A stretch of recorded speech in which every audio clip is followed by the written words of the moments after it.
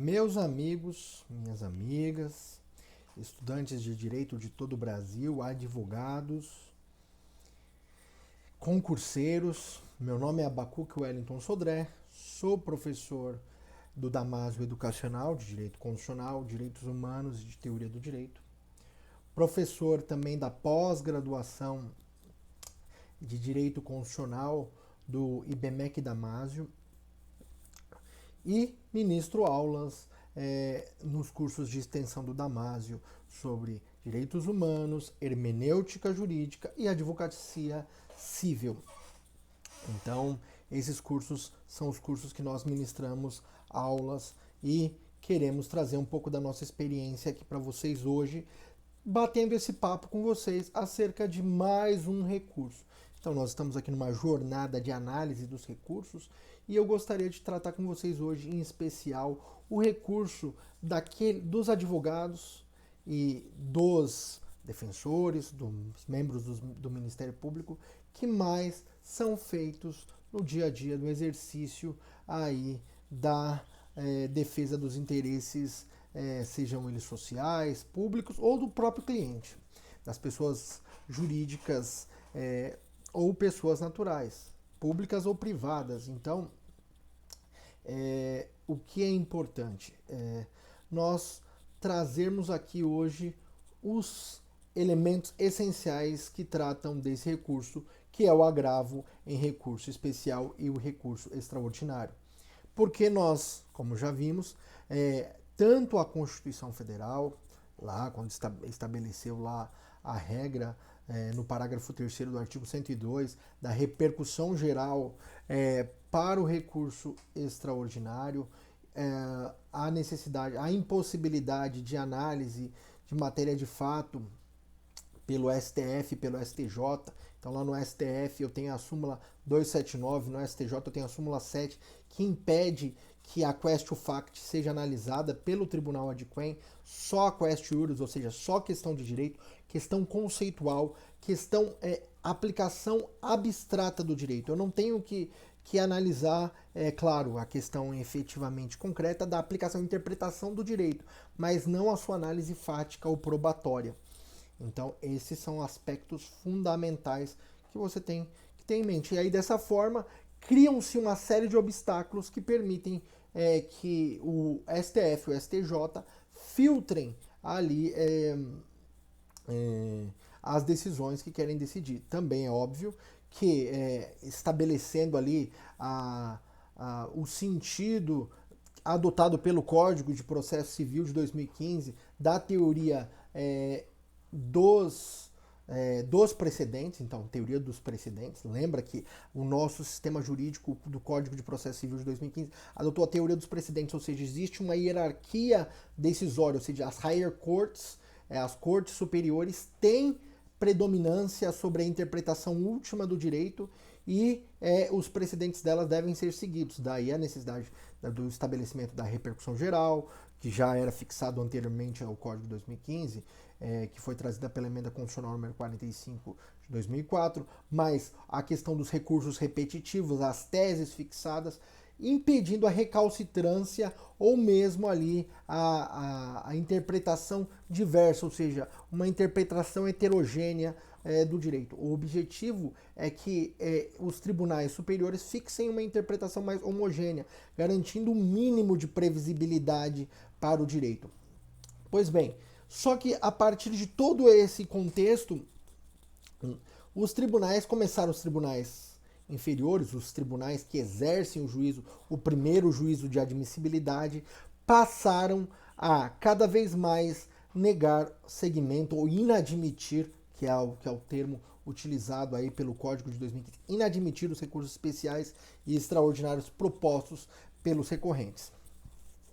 Nesse cenário, então, a peça do agravo do artigo 1042 passou a ser recorrente.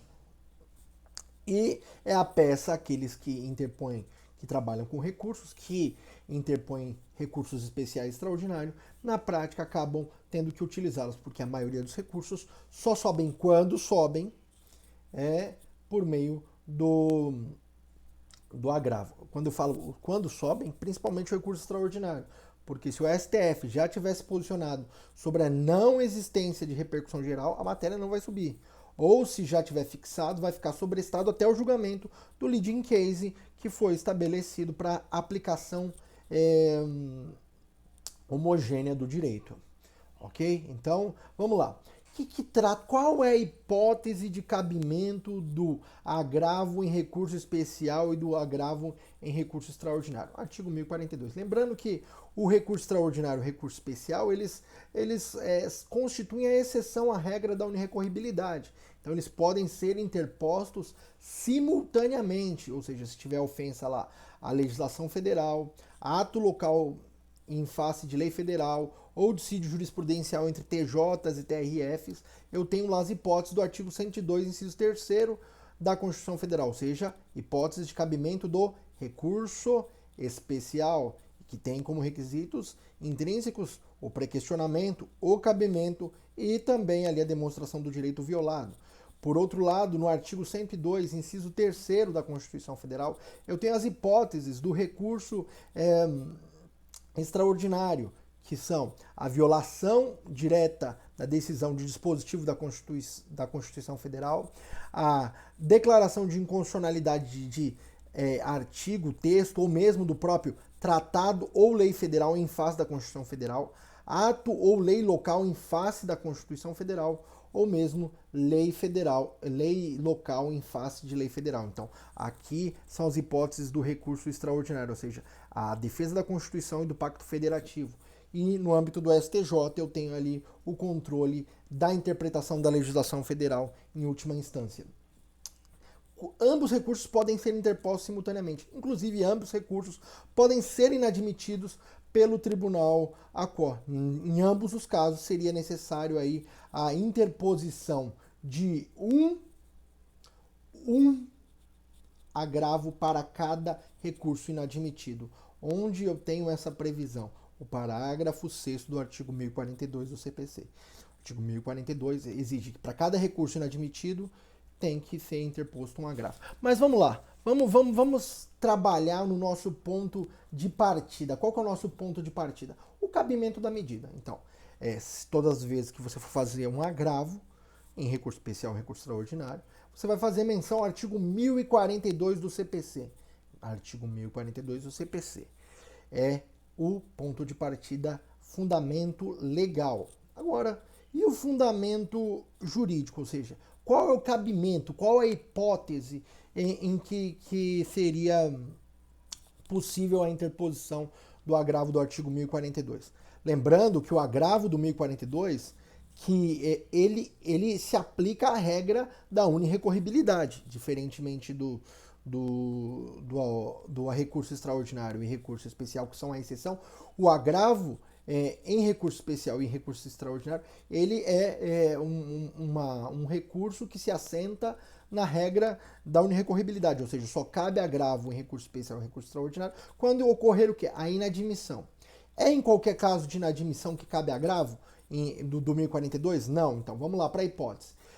Ele impugna, então o agravo, ele impugna a decisão que inadmite o recurso especial ou o recurso extraordinário, desde que não haja posição já firmada pelo tribunal adquém em sede de repercussão geral, ou seja, o STF não pode já ter fixado o entendimento sobre repercussão geral e a impugnação seria em sentido contrário. Ou, da mesma forma, o STJ ter estabelecido o tema de recurso repetitivo e a decisão contrariar esse recurso repetitivo. É óbvio que, se o STF já houver fixado ali repercussão geral, seria cabível ali o recurso extraordinário. Porque para dizer, aplique, STF, precisa aplicar aqui a repercussão geral. O tribunal está sendo recalcitrante, não está se adequando, não está seguindo os parâmetros da teoria dos precedentes estabelecidas. Tem uma recalcitrância, uma desobediência em relação ao tribunal AQUO. Então, tribunal adquém, reconheça aqui do recurso e mande ele cumprir aqui a regra da repercussão geral ou substitua a decisão dando uma decisão final sobre o recurso extraordinário. De igual modo, recurso especial. Ó. Esse recurso especial se presta a demonstrar que está tendo recalcitrância aqui em relação à tese firmada em condensação de sentido pelo tribunal, pelo STJ, isso é de recurso repetitivo, está tendo recalcitrância, o tribunal não está aplicando a tese. Então, STJ reforma. Esse seria o objetivo. Então, se houver decisão sobre repercussão geral ou recurso repetitivo em sentido diverso daquele impugnado pelo recurso especial ou recurso extraordinário, não é cabível o agravo. O agravo não vai ser conhecido. Então, pela inadequação da medida, porque não cabe agravo quando o STF já tiver fixado repercussão geral em sentido contrário e o STJ recursos repetitivos, tema de recursos repetitivos em sentido diverso. Então, quando cabe o agravo do artigo 1042? Quando a decisão for inadmitida, a decisão que inadmite. Então, quando é impugnável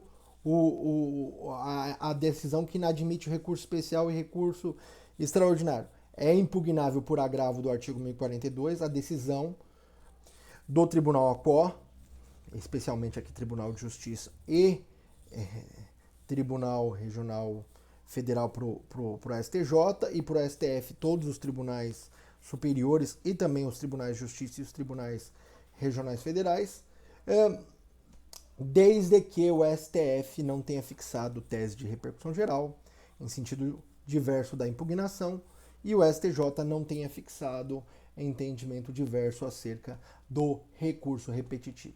E quem são as partes no agravo? Essa é fácil. Agravante. Agravante é quem teve a decisão inadmitida. E o agravado é aquele que se beneficiou da inadmissão do recurso especial ou do recurso extraordinário. Vamos lá. E Tribunal ACO? Todas as vezes que você se referir ao Tribunal ACO, você está falando do tribunal em que partiu a inadmissão da decisão. E o tribunal adquém, o STF, no caso do recurso extraordinário, e o STJ, no caso do recurso especial. Qual que é o objeto do agravo? Essa é simples também. Você já observou aqui a impugnação. O objetivo é o conhecimento do recurso especial e recurso extraordinário pelo STF e pelo STJ. Então, vai se alegar o que? O erro indicando, porque o objetivo aqui é reforma. Erro de interpretação. Então, houve um erro de interpretação, pois estão presentes todos os requisitos intrínsecos dos recursos que foram objeto de decisão de inadmissão. E o tribunal precisa dar uma decisão para que seja provido o agravo e, na sequência, conhecido o recurso especial, o recurso extraordinário. Esse é o ponto essencial. Então, o objetivo é alegar então pedido de reforma para que a decisão que inadmitiu o recurso extraordinário, o recurso especial, seja revista pelo tribunal adquém, permitindo o conhecimento do recurso que foi inadmitido. Lembrando, vamos lá para os requisitos gerais. Lembrando que todo recurso tem requisitos extrínsecos e requisitos intrínsecos. Extrínsecos são aqueles externos, o de formato, e aqueles de intrínsecos são aqueles que dizem respeito ao conteúdo. Quais são os requisitos extrínsecos ou requisito extrínseco do agravo do artigo 1042? Na verdade, só existe um requisito. Nesse caso, se trata apenas da tempestividade de 15 dias, nos termos do parágrafo 5º do artigo 1003 do CPC. Então, parágrafo 5º do artigo 1003 estabelece lá que todos os recursos são cabíveis no prazo de 15 dias úteis da decisão impugnada, ressalvados os embargos de declaração, que são opostos em 5 dias. Então, embargos de declaração são opostos em 5 dias, todos os demais recursos são cabíveis em 15 dias, regra geral do parágrafo 5º do artigo 1003. No caso do preparo, esse recurso não é necessária independe então de preparo, ele não é necessário ali a juntada de custas. Onde está isso? Previsão no parágrafo 2º do artigo 1042. Então, o agravo em recurso especial e recurso extraordinário dispensa custas processuais. Parágrafo 2º do artigo 1042 do CPC. Quais são os requisitos intrínsecos? Esse aqui são aqueles gerais. Inconformismo, então, tem que ter uma decisão desfavorável, uma decisão que inadmitiu o recurso, também o cabimento, então a inadmissão do recurso. E esse cabimento vai implicar também na necessidade que a parte impugne a decisão. Inclusive, o STJ já fixou entendimento da necessidade da impugnação integral da decisão. O que significa isso, professor? Impugnação integral da decisão. Significa que não basta meramente que o agravante reproduza as alegações feitas em sede de recurso especial e de recurso extraordinário. É preciso que seja impugnada a decisão de forma específica. Lá, ó, a decisão que inadmitiu trouxe esses fundamentos e essas alegações. Então, é preciso rebater e impugnar especificamente a decisão que inadmitiu. Então, a impugnação específica da decisão que inadmitiu é um requisito intrínseco, segundo a decisão do RESP. Então, RESP 701/404, RESP 701/404 e o RESP 1294/103. RESP 1294/103. Então, RESP 701/404, RESP 1294/103 dizem respeito lá à interpretação do STJ, que entendeu que, no caso de agravo, é preciso a impugnação específica da decisão, específica e integral da decisão que inadmitiu o recurso especial e o recurso extraordinário. Pois bem, então, nós vimos o requisito extrínseco, inclusive também ali intrínseco, e o pedido de nova decisão, então, para que seja conhecido e provido o agravo, e na sequência, conhecido o recurso especial e extraordinário impugnado. Estrutura da peça, essa aqui é bem padrão. Retirante o agravo de instrumento, e instrumento, que não é esse agravo, não se confunde. Agravo de instrumento, que é interposto diretamente no tribunal, e os embargos de declaração, que são opostos diretamente para o órgão que prolatou a decisão.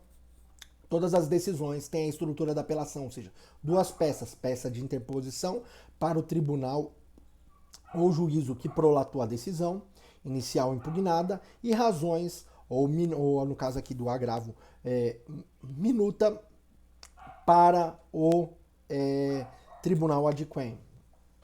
Então, no caso aqui, eu tenho duas peças. A peça de interposição, que é destinada ao tribunal que prolatou a decisão, e, nesse caso, se faz lá a qualificação das partes, fala-se da interposição do agravo em recurso especial e extraordinário, nos termos do artigo 1042 do CPC, e pede-se primeiro a intimação da parte contrária para contraminutar no prazo de, ou impugnar, dependendo da interpretação que se faça ali, ou contraminutar ou impugnar o agravo em recurso especial extraordinário nos termos do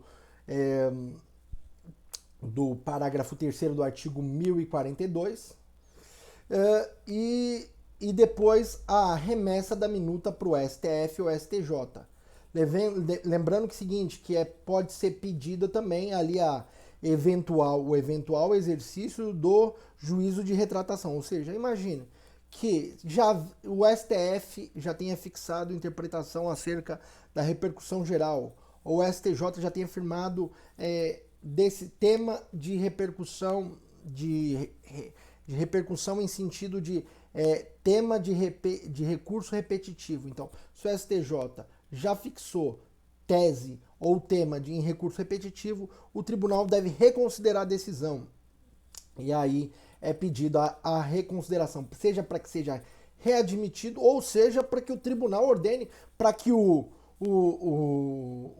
órgão prolator da decisão, seja da apelação ou seja do recurso daquele tribunal de sobreposição, reveja a decisão. Então, lembrando que essas duas possibilidades de retratação, uma, a verificado ali que tem tese de repercussão geral ou caso de recurso repetitivo, o presidente do tribunal pode mandar readequação da decisão em sede de agravo.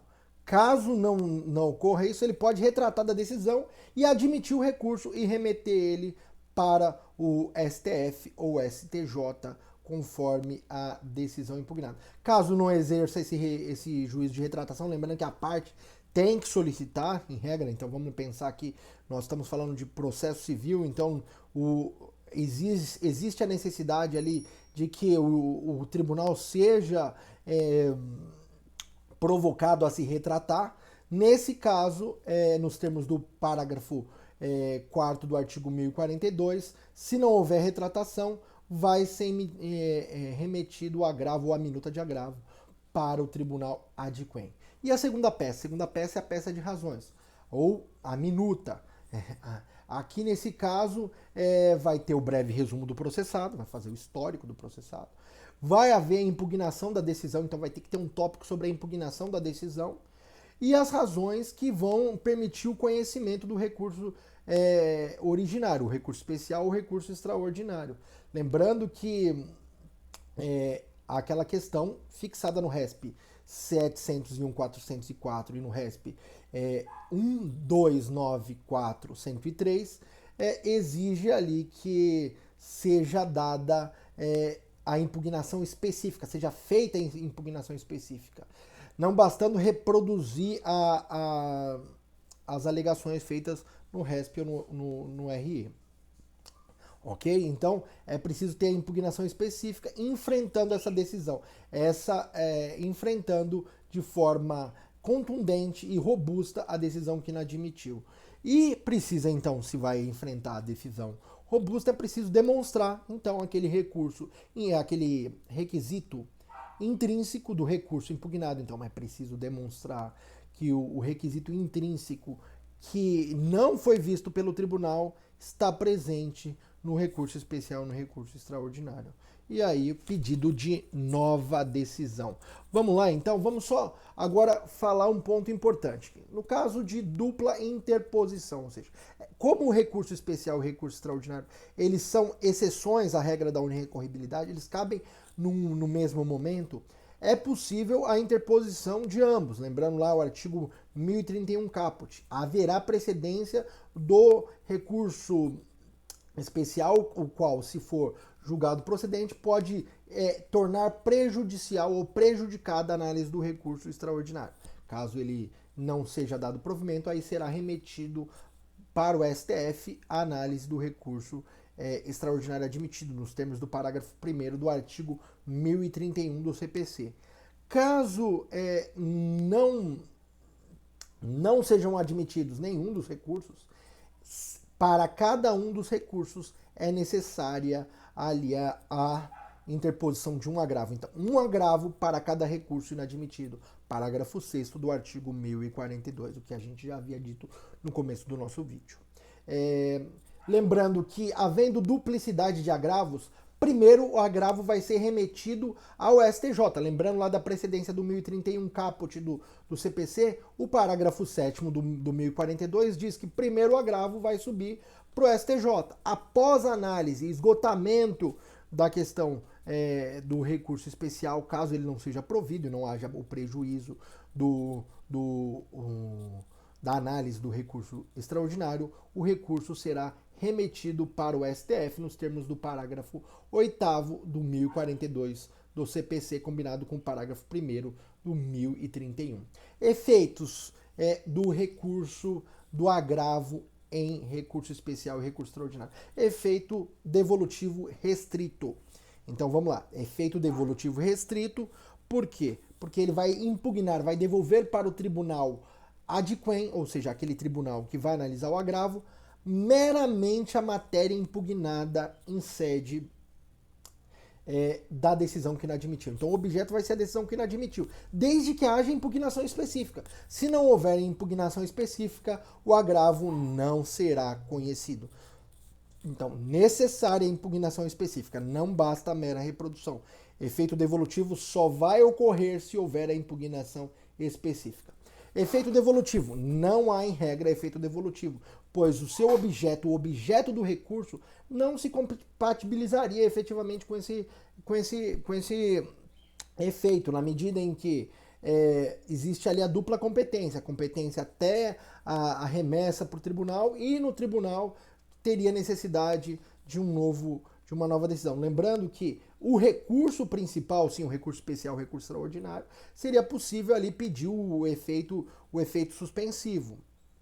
Então, se pediria ali o efeito suspensivo no recurso extraordinário e no recurso especial. No agravo, em regra, não há efeito suspensivo. E o Ministério Público se manifesta em sede de agravo? Lembrando que se o agravo for conhecido no STF, todos os processos que envolvem recurso extraordinário ou as ações do controle, o Ministério Público se manifesta na pessoa do Procurador-Geral da República. O PGR, então, se manifesta nos termos do parágrafo 1º do artigo 103 da Constituição Federal. E no STJ?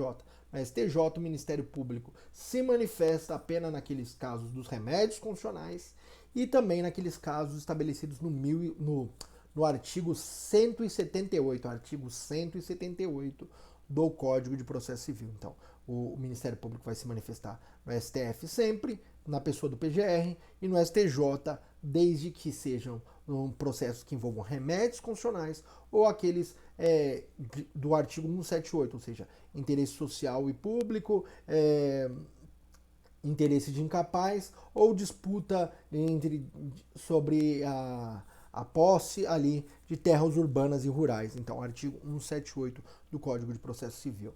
Espero que vocês tenham apreciado essas dicas e lembrando que o agravo é um recurso. Se você seguir a risca aquilo que a gente falou no vídeo, seu agravo tem grande chance de ser conhecido. Numa prova, num concurso, também esse agravo, seguindo essa linha, esses pontos, sua peça tem grande chance de ter a nota máxima. Eu espero que vocês tenham gostado. Podem contar conosco. Bons estudos. Recomendo sempre a leitura do artigo 1042. Não vá por modelo, vá pela legislação, construa, faça um trabalho artesanal, que o resultado será excelente. Um forte abraço a todos, bons estudos, contem conosco sempre.